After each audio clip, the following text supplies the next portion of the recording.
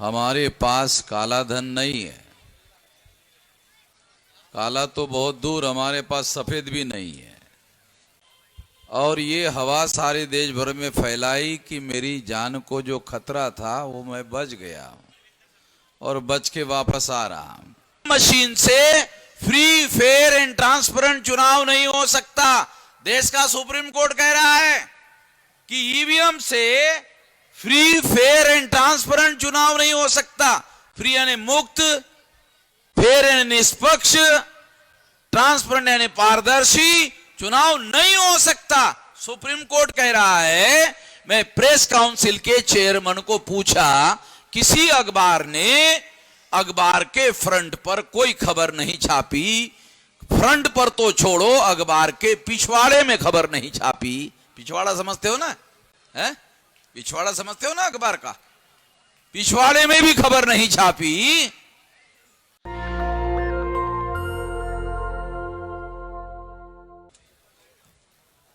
उत्तर प्रदेश में 18 मंडलों की रैलियों का कार्यक्रम है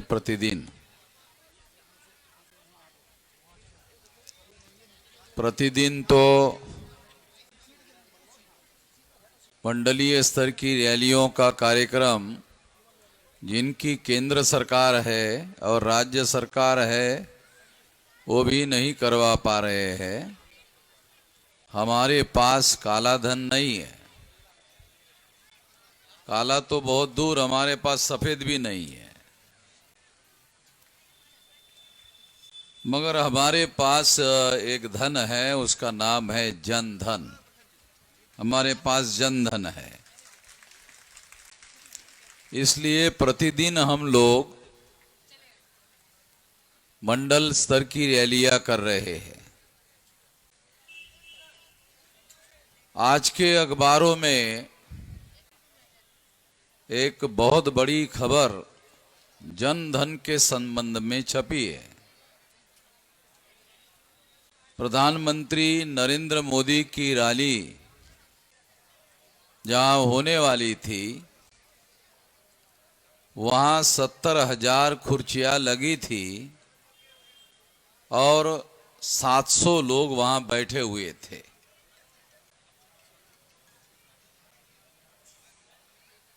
तो ये खबर प्रधानमंत्री को दी गई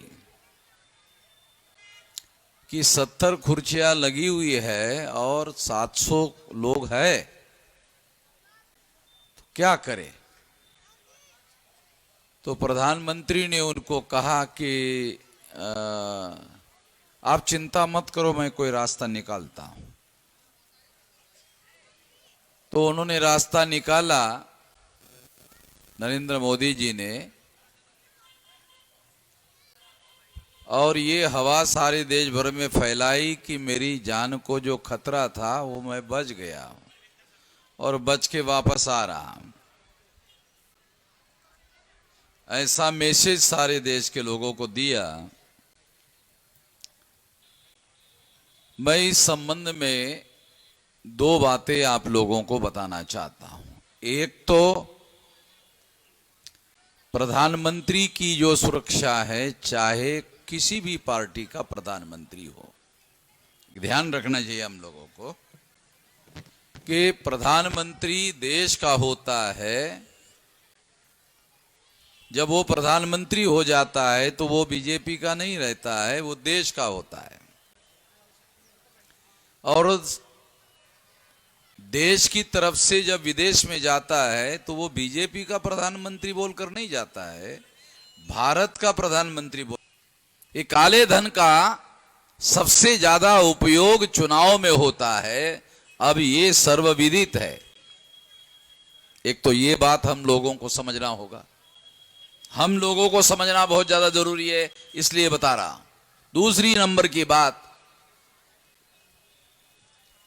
जिनके पास इस देश में 3.5% वोट है और 3.5% ब्राह्मणों की संख्या 3.5% है, 3.5% जिनके पास वोट है और 3.5% वोटों के आधार पर ये लोग ग्राम पंचायत में पंच चुनवा कर नहीं ला सकते। 3.5% से आप पंच कैसे चुनवा कर ला सकते हो? 3.5% वोट जिनके पास है वो गांव का पंच चुनवा कर नहीं ला सकते, सरपंच बनाने का सवाल नहीं है। जो सरपंच नहीं बना सकते गांव का, वो देश की पंचायत का प्रधानमंत्री नियुक्त कर रहे हैं, नॉमिनेट कर रहे हैं। तो ये जो नॉमिनेट कर रहे हैं ये काला धन है,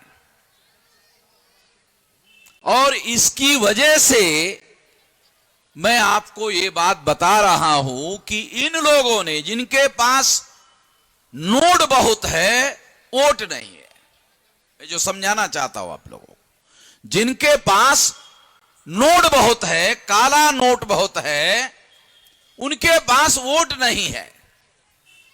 जिनके पास वोट नहीं है उन लोगों ने चुनाव को बहुत ज्यादा महंगा किया। अब बीजेपी के 303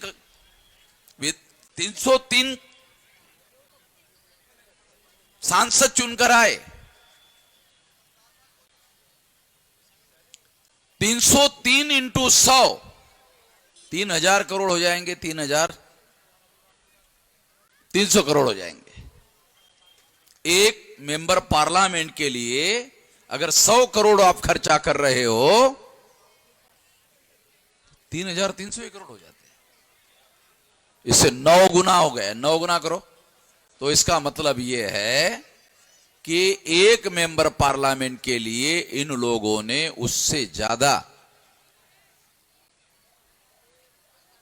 अगर 1,000 करोड़ खर्चा किया तो 30,000 करोड़ होता है। तो इसका मतलब है 900 करोड़ रुपया एक सांसद को चुनने के लिए बीजेपी ने खर्चा किया, और तब किया जब ईवीएम में घोटाला करने की सुविधा भी है। ईवीएम में घोटाला करने की सुविधा होने के बावजूद भी 900 करोड़ रुपया एक सांसद को चुनने के लिए खर्चा किया बीजेपी ने। आपके सामने आंकड़े बता रहा हूं, गिनती करके बता रहा हूं, आप भी गिनती कर सकते हो, कर लो।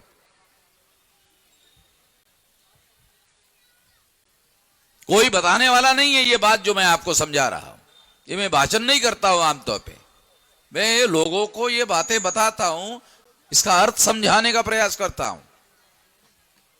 जिन लोगों के पास नोट है, वोट नहीं है, उन लोगों ने चुनाव को महंगा किया, जानबूझकर महंगा किया, ताकि जिनके पास ज्यादा वोट है वो चुनाव से बाहर हट जाए। तो हम तो केवल चुनाव में लाइन लगाकर वोट डालने वाले हो गए हैं, या हम लोगों को लाइन लगाकर वोट डलवाने वाले बना दिए गए हैं? यह समझने की बात है। इस पर कोई मीडिया बोलता नहीं है।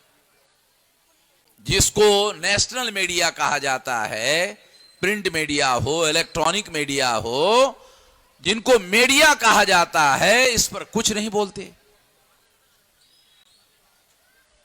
कुछ नहीं लिखते। इसके ऊपर अभियान चलाया जाना चाहिए मीडिया के द्वारा, क्योंकि मीडिया कोई उद्योग नहीं है, मीडिया कोई उद्योग नहीं है।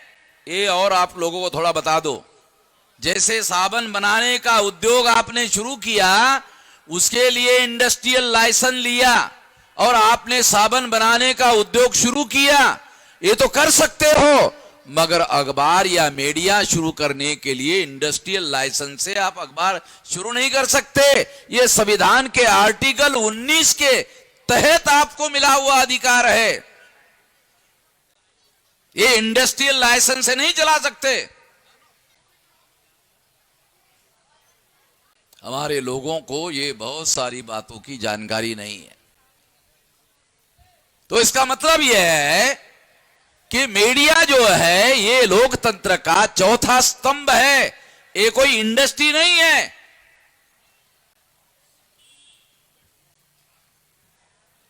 लोकतंत्र ने उनको अधिकार दिया, संविधान ने उनको अधिकार दिया। मैंने प्रेस काउंसिल के लोगों को सवाल पूछा, सुप्रीम कोर्ट का रिटायर्ड जज होता है वहां पर, चेयरमैन सुप्रीम कोर्ट का, क्या पूछा? भाई सुप्रीम कोर्ट ने ईवीएम के बारे में निर्णय दिया 8 अक्टूबर 2013 को। क्या निर्णय दिया? ईवीएम मशीन से फ्री, फेयर एंड ट्रांसपेरेंट चुनाव नहीं हो सकता। देश का सुप्रीम कोर्ट कह रहा है कि ईवीएम से फ्री, फेयर एंड ट्रांसपेरेंट चुनाव नहीं हो सकता। फ्री यानी मुक्त, फेयर यानी निष्पक्ष, ट्रांसपेरेंट यानी पारदर्शी चुनाव नहीं हो सकता। सुप्रीम कोर्ट कह रहा है। मैं प्रेस काउंसिल के चेयरमैन को पूछा, किसी अखबार ने अखबार के फ्रंट पर कोई खबर नहीं छापी, फ्रंट पर तो छोड़ो, अखबार के पिछवाड़े में खबर नहीं छापी। पिछवाड़ा समझते हो ना? है पिछवाड़ा समझते हो ना? अखबार का पिछवाड़े में भी खबर नहीं छापी। ये लोग अपने को नेशनल मीडिया कहते हैं। क्या कहते हैं अपने को? National media. मुझे तो शर्म आती है इन लोगों के। नेशनल कहेगा मीडिया भी नेशनल। ये जो सुप्रीम कोर्ट की खबर को आप ब्लैकआउट कर रहे हो, वामन मेश्राम की खबर को तो तुम कर ही रहे हो, सुप्रीम कोर्ट की खबर को ब्लैकआउट कर रहे हो। तो सुप्रीम कोर्ट के रिटायर्ड जस्टिस को मैंने लेटर लिखा, ऐसा ऐसा है, जांच करो। अभी तक जांच नहीं किया। तो अब सुप्रीम कोर्ट के रिटायर्ड जज के खिलाफ मैं सुप्रीम कोर्ट जा रहा हूं। देखो भाई, तुम्हारा ही जज जो है, एक कितनी साली बदतमीजी की बात है कि सुप्रीम कोर्ट का जज, एक सिंपल बात उसके समझ में नहीं आ रही है। प्रेस काउंसिल का चेयरमैन, मैं यहां मुझे बोलना पड़ रहा है, ये रिकॉर्ड कर रहा हूं मैं इसको, मैं इसको रिकॉर्ड कर रहा हूं, रिकॉर्ड पर ला रहा हूं इसको, और जानबूझकर रिकॉर्ड पर ला रहा हूं।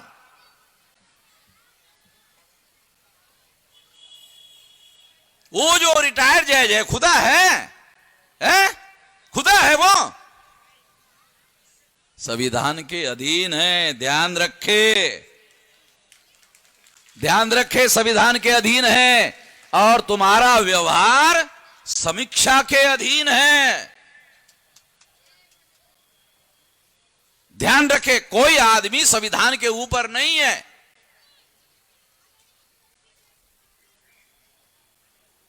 तो मैं आप लोगों को, क्योंकि हम संविधान के दायरे में रहकर ये लड़ाई लड़ रहे हैं, हम कोई हथियार लेकर लड़ाई लड़ने की बात नहीं कर रहे हैं। जबकि अंग्रेजों के विरोध में 1857 को इन्हीं ब्राह्मणों ने हथियारबंद आंदोलन चलाया था, और हमको और हमारे बच्चों को पढ़ाते हैं कि 1857 का आंदोलन स्वतंत्रता संग्राम था।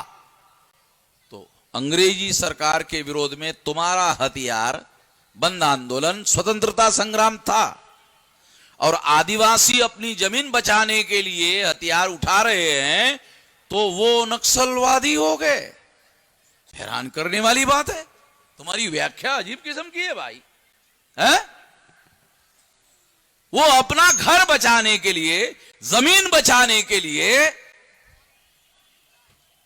अरे भारत के संविधान ने सेल्फ डिफेंस में, आत्मरक्षा में, अगर आप किसी की रक्षा करते, कोई औरत है, उस पर बलात्कार हो रहा है और बलात्कार से अपना बचाव करने के लिए उस आदमी की हत्या कर देता है, तो कानून कहता है कि उसको आत्मरक्षा में ऐसा करना पड़ा, उसने कोई अपराध नहीं किया। कानून है भाई, कानून की बात बोल रहा हूं, अपने घर की बात नहीं बोल रहा हूं। हमारे लोगों को पता नहीं, बात अलग है।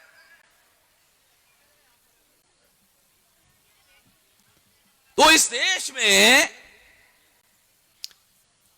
किस तरह की व्यवस्था जो है इन लोगों ने बना रखी है, और चुनाव को इस देश में सबसे ज्यादा महंगा कर दिया गया है। और हमारे लोगों को, जो जिनके पास बहुसंख्यक वोट है, उन लोगों को केवल लाइन में लगाकर वोट देने वाले लाइन में खड़ा कर दिया है कि भाई तुम लोगों की औकात केवल लाइन में लगकर वोट देने की है, बाकी तुम्हारी कोई औकात नहीं। कितने देर तक चलाओगे ये मामला? अब मुझे समझ में आ गया। एक आदमी को समझ में आ गया और मैं यहां बैठे हुए लोगों को समझा रहा हूं। और ये जो हमारा मीडिया देख रहे हो ना, ये न्यूयॉर्क में भी सुना जाता है। पता नहीं आप लोगों को हमारे और कोलंबिया यूनिवर्सिटी में जाके पढ़ाओ, ये नहीं चाहते गांव में एक अच्छा स्कूल हो। सरकार कहती है 2 लाख गांवों में स्कूल ही नहीं है। 6.5 लाख गांवों में 6.5 लाख गांवों में से 2 लाख गांवों में स्कूल ही नहीं है। योगी ने रेजोल्यूशन पास किया, मंत्रिमंडल में निर्णय लिया। क्या निर्णय लिया कि जिस गांव के अंदर स्कूल नहीं है वहां का बच्चा 3 किलोमीटर, 5 किलोमीटर, 7 किलोमीटर पैदल चल के जाता है, उसको गाड़ी में बैठने के लिए टिकट नहीं लगेगा, फ्री में बैठेगा, फ्री में बैठेगा। तो हमारे लोगों को हमने गांव में भेजा, बच्चों को पूछा, उसके माँ बाप को पूछा कि ये योगी जी ने ऐसा निर्णय लिया है कि बच्चों को फ्री में बैठने की इजाजत होगी, कोई टिकट नहीं लगेगा। कहा निर्णय तो अच्छा है मगर गांव में गाड़ी आएगी तब बैठेंगे ना, गांव में गाड़ी आएगी तो बैठेंगे। हमारे गांव में तो रोड ही नहीं है, बस तो दूसरी बात है। बस आएगी तो फ्री में बैठेंगे, साले बस ही नहीं है तो फ्री में कहा। तो ये लोग प्रोपोगंडिस्ट है। प्रोपोगंडिस्ट का क्या मतलब है? निर्णय ले लिया, अखबार में छाप दिया, वाहवाही ले लिया, उनको मालूम है कौन जाके छानबीन करने वाला है भाई। तो हम जैसे लोग तो है ना पागल लोग, हम तो पागल, हमारा तो धंधा ही, जरा कोई काम धंधा तो है नहीं। मैं तो राष्ट्रीय स्तर का बेरोजगार हूं, राष्ट्रीय अध्यक्ष हूं, इसका मतलब राष्ट्रीय स्तर का बेरोजगार हूं। मेरे पास तो कोई काम धंधा ही नहीं है, मैं 24 घंटे यही काम धंधा करते रहता हूं। इसी काम के लिए हम लोगों ने ये पागलपन का धंधा शुरू किया है। तो इस तरह से इन लोगों के द्वारा 75 साल में रोटी, कपड़ा और मकान की व्यवस्था नहीं किया गया। शिक्षा, स्वास्थ्य, प्राइमरी हेल्थ सेंटर में देहात का रहने वाला हूं, गांव में प्राइमरी हेल्थ सेंटर नहीं है। बड़ा हॉस्पिटल नहीं बोल रहा हूं, प्राइमरी हेल्थ सेंटर नहीं है तो डॉक्टर बैठता नहीं है। अरे डॉक्टर तो दूर, कंपाउंडर नहीं बैठता, जाओ वेरीफाई कर लो। शिक्षा, स्वास्थ्य और रोजगार, सिंपल, बहुत ज्यादा मांग नहीं है, छोटी। हमारे लोगों की आकांक्षाएं बहुत बड़ी नहीं है, छोटी आकांक्षाएं है। शिक्षा, स्वास्थ्य, रोजगार, रोजगार नहीं तो स्वयं रोजगार, स्वयं रोजगार नहीं तो बेरोजगार भत्ता। मैं लंदन गया, मैं न्यूयॉर्क गया, मैं यूरोप में गया, वहां पता चला जिलाधिकारी कार्यालय में अगर कोई बेरोजगार आदमी है वो जाके लिखवाता है मैं बेरोजगार हूं, उसको पूछते हैं अकाउंट नंबर है, लिखवाओ। अकाउंट नंबर लिखवाया जाता है, वो घर में पहुंचने के पहले अकाउंट में पैसा चला जाता है। 6 महीने तक उसको बेरोजगार भत्ता मिलता है और उसको कहा जाता है तुम खुद रोजगार ढूंढो, सरकार तुम्हारे लिए रोजगार ढूंढेगी और 6 महीने में तुमको रोजगार दिया जाएगा। रोजगार देने के बाद बेरोजगार भत्ता नहीं दिया जाएगा, 6 महीने में व्यवस्था हो जाती है। इतनी अपेक्षा है आम आदमी की, इतनी छोटी आकांक्षाएं हैं, इज्जत से ज्यादा बड़ी आकांक्षाएं नहीं है। ये देश के प्रधानमंत्री आज तक नहीं कर पाए। 100 लाख करोड़ से ज्यादा का कर्जा हो गया भारत, 100 लाख करोड़ से ज्यादा का कर्जा है भारत पर। कहां गया? अरे गरीब के नाम पर तुमने पैसा लाया वर्ल्ड बैंक से, वर्ल्ड बैंक से, मॉनिटरी फंड से तुमने एक गरीब के नाम से पैसा लाया, वो 100 करोड़ से ज्यादा। अब उसका ब्याज देना तुम लोगों को मुश्किल हो रहा है तो कर्मचारियों की पेंशन रद्द कर दी। कितने लोगों को, हमारे पढ़े लिखे लोगों को पता है कि पेंशन रद्द क्यों हो गई?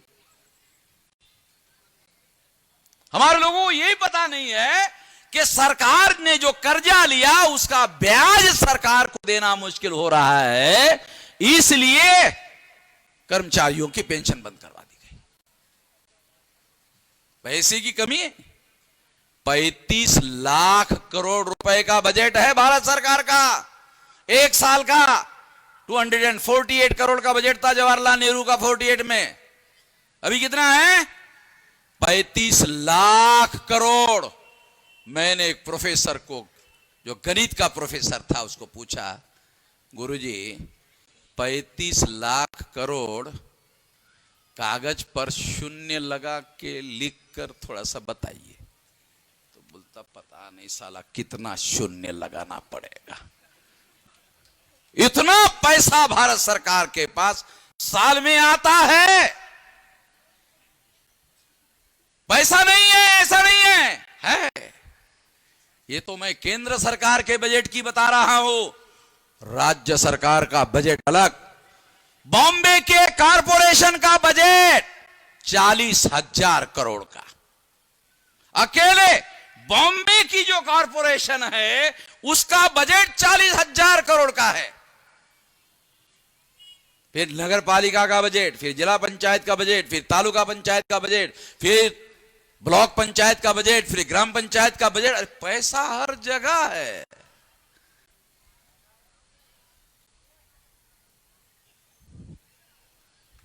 पैसे की कहां कमी है?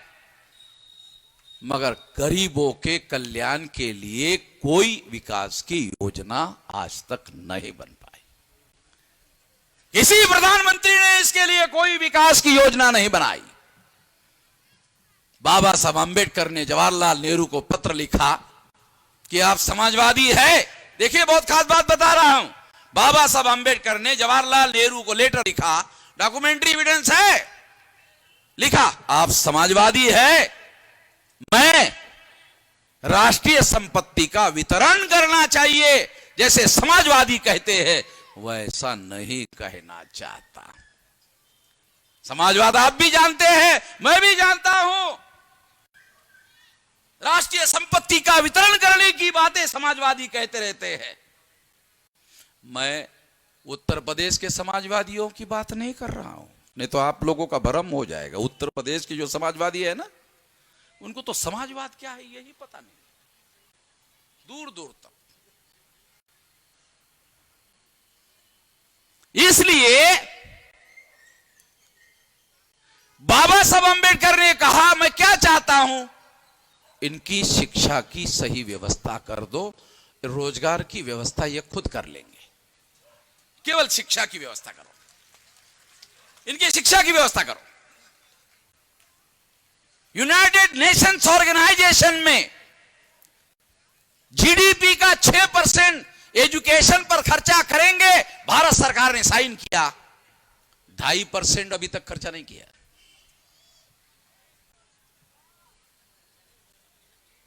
साथियों,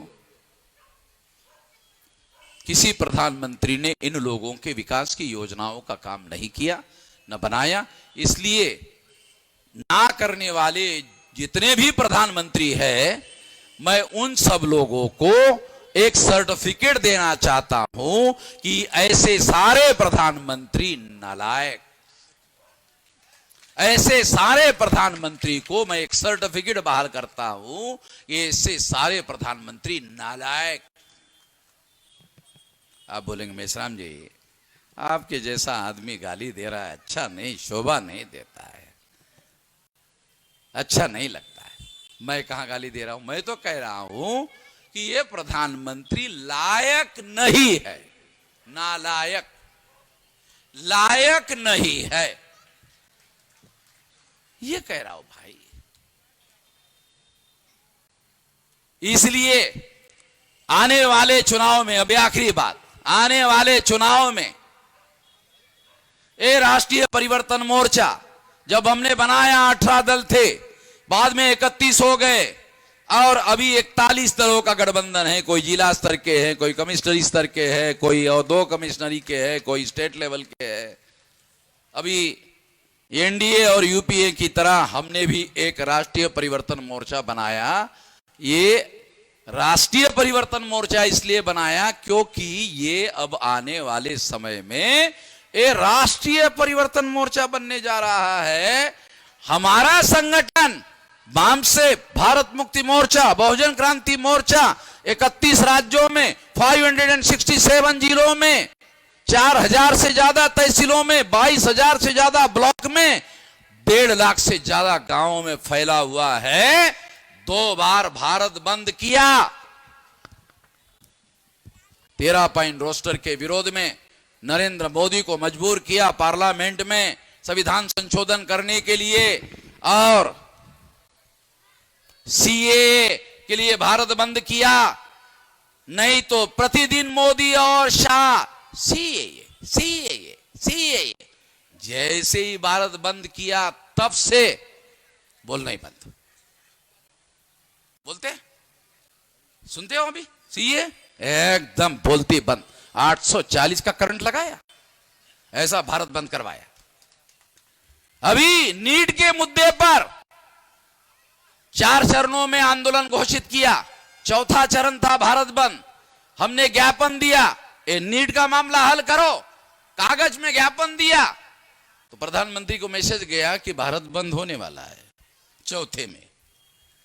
पहले में स्वीकार कर लिया, कागज के ज्ञापन पर स्वीकार कर लिया। चौधरी साहब बराबर है ना? केवल कागज का ज्ञापन दिया, स्वीकार कर लिया। क्यों मालूम है? इन्होंने कहा क्या भारत फिर तो होगा, भारत बंद होगा। वामन मेश्राम ने कहा कि भारत बंद हाँ हो बारह होगा, फिर होगा, हर हालत में होगा। इतनी बड़ी संगठन शक्ति हमने बनाई है, और आने वाले 10 साल में 20 बार भारत बंद करेंगे। और भारत में एक भी आदमी नहीं रहेगा SC ST OBC माइनॉरिटी का जिनको पता नहीं चलेगा। अखबार वाले खबर वामन मेश्राम की छापे या ना छापे, इलेक्ट्रॉनिक मीडिया वाले खबर छापे या ना छापे, 20 बार भारत बंद करूंगा तो भारत के हर SC ST OBC माइनॉरिटी के आदमी को पता चल जाएगा कि उसकी लड़ाई हम लड़ रहे हैं। तो 10 साल में ब्राह्मणवाद का राम नाम सत्य होगा। तो इससे आप खुश होकर जो तालियां बजा रहे हो, तो इसका मतलब है आप भी ऐसा चाहते हो, तो ऐसा हम करेंगे। इतना ही कहता हूं, ज्यादा नहीं। धन्यवाद। धन्यवाद माननीय वामन मेश्राम साहब का कि उन्होंने हमें बहुत अच्छा मार्गदर्शन दिया। और मैं